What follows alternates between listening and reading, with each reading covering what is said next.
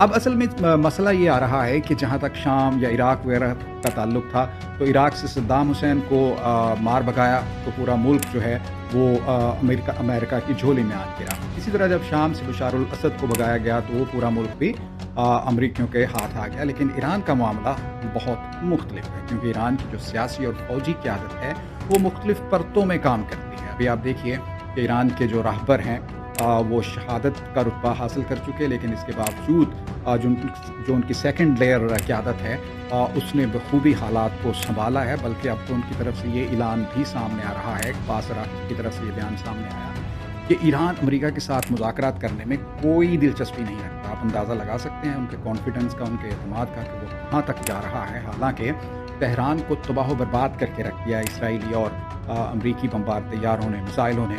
और जिस मुल्क की अपनी फ़ज़ाइया ही ना हो, तो फिर वो क्या तहफ़्फ़ुज़ कर सकेगा। लेकिन इसके बावजूद उसका कॉन्फिडेंस जो है वो आसमान को छू रहा है। आज हम आपको बताते हैं कि ऐसा क्या वजह है इसके पीछे कि जो ईरान का इतना ज़्यादा कॉन्फिडेंस है। तो इसका सियासी जो उसकी परतें हैं, उस पर बाद में बात कर लेंगे। फ़िलहाल जो उसकी